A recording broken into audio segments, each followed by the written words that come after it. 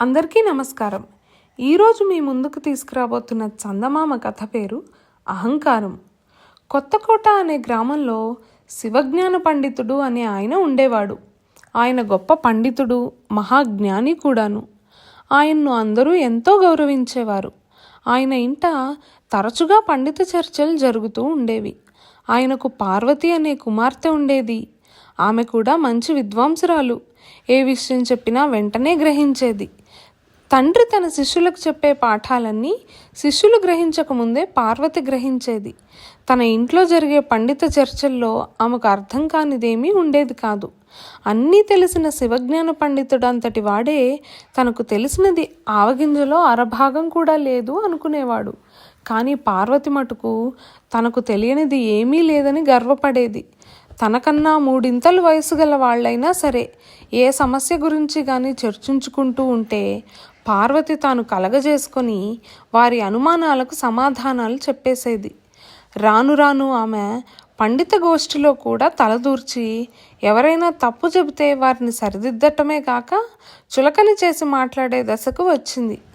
పార్వతికి ఈ అహంకారం చిన్నతనం నుంచి ఉన్నదే అయినప్పటికీ చిన్నపిల్ల తన ఈడుకు మించిన తెలివితేటలు చూపుతుంటే తండ్రికి మిగతా వాళ్ళకు కూడా ముచ్చటగానే ఉండేది.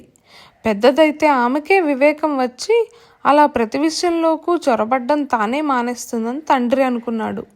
కానీ ఆమె అహంకారం వయసుతో పాటు ముదురుతూ ఉన్నది.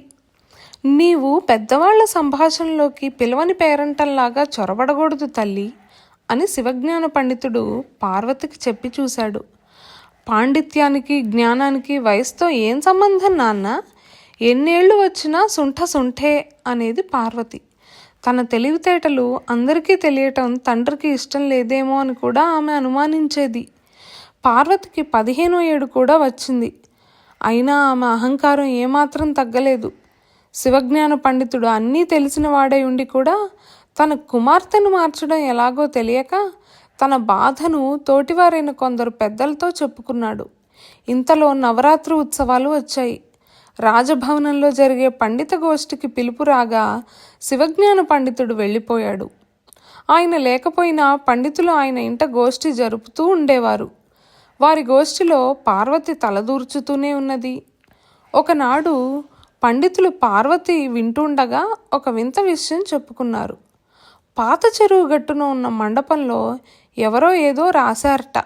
దాన్ని చదవలేక ప్రతి ఒక్కరూ తలలు దించేసుకుని వెళ్ళిపోతున్నారట. ఈ మాట వినగానే పార్వతి, దాన్ని నేను చదువుతాను, ఎంత కష్టమైనా సరే. ఒకరు రాసినది చదవలేకపోతే నేను శివజ్ఞాన పండితుడు కూతురునే కాదు అన్నది దర్పంగా. మండపంలో రాసి ఉన్నది పార్వతి చదవబోతుందన్న వార్త ఊరంతా పాకింది. ఊళ్ళో వాళ్ళంతా మండపం వద్దకు చేరారు. పార్వతి వచ్చి గోడకు కట్టి ఉన్న తెర తొలగించి ఇలా చదివింది. చేయగల వాళ్లే దీన్ని పైకి చదవాలి. ఈ చెరువులో 10 అడుగుల బురద పేరుకొని ఉన్నది.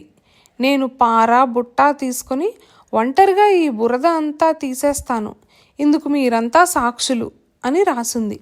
ఆమె చదవటం పూర్తవ్వగానే ఎవరో ఆమె ముందు పార బుట్ట తెచ్చి పెట్టారు. ఇవేమిటి అన్నది పార్వతి ఆశ్చర్యంగా. చెరువులో బురద తీయి అన్నారు అక్కడి వాళ్ళు. నేను చదువుతున్నాను కానీ పని చేస్తా అనలేదే అన్నది ఆమె. మేమంతా చదవలేని సుంఠలమా తల్లి? దాన్ని చదివి వినిపించిన వాళ్ళు రాసినట్టు చేయాలని ఉన్నది కదా, అందుకే ఎవరూ ఆ రాసిన దాన్ని పైకి చదవలేదు. నీవు మాత్రం ముందు వెనక చూడకుండా చదివేశావు. పారా తట్టా తీసుకో, తప్పే ఉంది, తప్పుతుందా అన్నారు పెద్దవాళ్ళు.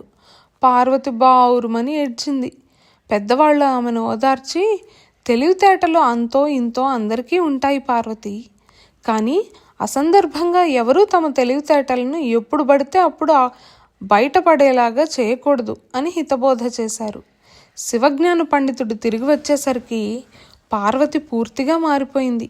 ఆమె అహంకారాన్ని అణచటానికి తన మిత్రులు చేసిన యుక్తి గురించి విని తన కూతురిని మారినందుకు ఆయన ఎంతో సంతోషించాడు.